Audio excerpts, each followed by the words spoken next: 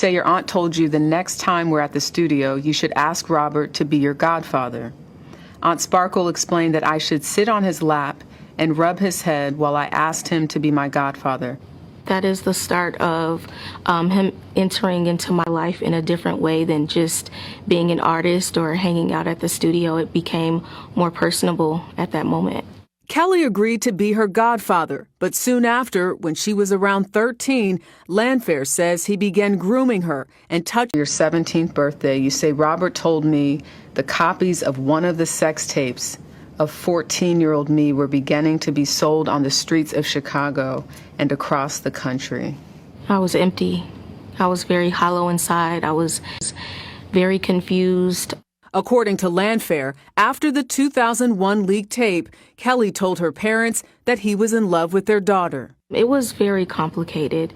My dad wanted to make the right decision, and he was okay with anything that took place. I was more under Robert's brainwash. He utilized me against my parents, making threats of suicide and doing different things out of desperation to convince them to not turn on him. Landfair would later say she lied to a grand jury when she testified that the young girl on the sex tape was not her. Why not tell the truth when there was finally a trial after 6 years? That's one of my biggest regrets, not telling the truth. But the 2019 Lifetime docuseries, Surviving R. Kelly, changed everything. The spirit of conviction came over me during that moment. Because of that docuseries? Yes. Somehow during the time, I thought maybe these were just sexual fetishes that he had with me. Maybe this was just abuse I was going through. But when I saw that he was allowed to hurt so many people because I lied, that did not sit well with me as an adult. Absolute disgusting work. And let me just preface this whole video by saying that R. Kelly definitely deserves to be locked up for what he did. I think it's messed up more so because of the enablers that allowed this to happen. I mean, you even hear her saying that her aunt Sparkle said, sit in his lap, rub his head, ask him to be your godfather. And that's crazy work to me. You know what I'm saying? When you're talking about grooming, you're talking about, it's not just R. Kelly acting alone. It's the parents of these children. Maybe not her parents specifically, but the parents of these girls who were allowed to be in this man's presence, who were, basically they sold their children to this man. You understand what I'm saying? Absolutely nasty, disgusting work. Not only that, but the video had been out. The video came out in what, 2002, 2003? A lot of people seen it. Hell, I seen it. That video had been out, came out, and people were still listening to R. Kelly's music. They were still buying his tickets, which they would to this day. They were still supporting him. Artists were still working with him, regardless of all this. But then when the hammer came down, when that documentary came out, like now it's, oh, well, it's all these women and all this coming out. Now it's like, okay, we seriously got to lock him up. But you know how commonplace this is in the entertainment industry? I mean, we're talking about Harvey Weinstein and Jeffrey Epstein, and now I guess you can call him R. Kelly Steen at this point. Go ahead, let's make him Jewish. Fuck it. Absolute nasty work. And it's funny because looking at her, I'm like, damn, she looks just like Sparkle. But what reason are you leaving your 14-year-old with this man talking about he's the godfather, and now he's talking about I'm in love with your daughter. She's 14 years old. Yuck. What can you do with that?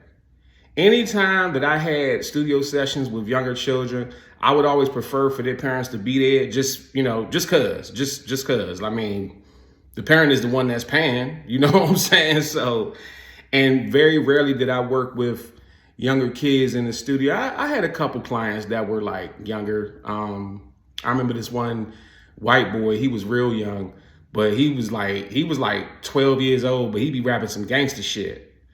I'm like, hey, is mama paying? Fuck it. What am I gonna say? You know what I'm saying? Go ahead, pay. I remember he said the N-word one day. I was like, yeah, you can't say that. You need to change that. That shit was funny as hell. And you have a lot of young talent out here that has an opportunity to come into the industry and but they need somebody that's actually going to protect them around. So you mean to tell me R. Kelly was smashing Sparkle and her niece? Got you. And I know a lot of y'all would support R. Kelly still to this day. If y'all waiting on their prison album to come out right now. And I don't fault you, because the music is dope. What did Ryan Davis say? He ain't saying let R. Kelly out of jail. Put a studio in the jail. Lock him up. Don't lock the music up. But at this point, I think the damage has been so damning. And this is like, R. Kelly was kind of the start of a big snowball effect, because now you look at Bill Cosby. Now all of a sudden, these statements are being released that Bill Cosby testified that he gave women Quaaludes on the stand. Nigga, we already knew that. We been knew that. That was their drug of choice. And the way that they're reporting it and trying to twist the words to make it seem like he admitted to drugging women, no. Their drug of choice was provided for them as per requested. You see the Diddy thing. Everybody has a documentary now. You see the whole Diddy situation. So right now is not the time to be a celebrity and have done some foul shit, which is why I fight so hard against allegations without any proof. When they just randomly throw Eminem and Pusha T and Jay-Z's name into these conversations, I'm like, Diddy did that shit. R. Kelly did that shit. I don't believe Bill Cosby did that shit, but he went to jail. He did his time. He got out. Okay? If somebody did something, they need to be held accountable. But I am not just going to automatically jump to the conclusion that somebody is guilty just because of a rumor, just because their name is thrown out there as if they did something. And again, if you're going to lock R. Kelly up, you need to lock up the nasty ass parents that allowed this thing to happen. Now, before I wrap this up, I want to leave y'all with a question. Okay? R. Kelly's brother went on the radio station and had an interview, and he basically said that their older sister did it to them. So does R. Kelly being the victim kind of shape your viewpoint of him? Because granted, yes, well, he's a grown man and he has more than enough money to go get the therapy and get the help that he needs instead of engaging in the same acts. I absolutely agree with that. But does that also give you another perspective of him personally in terms of all these nasty acts that he committed? I've actually been to the PP house. At the time, I don't know. Well, I know that they don't own it now. And I'm not going to say who did own it because that's neither here nor there.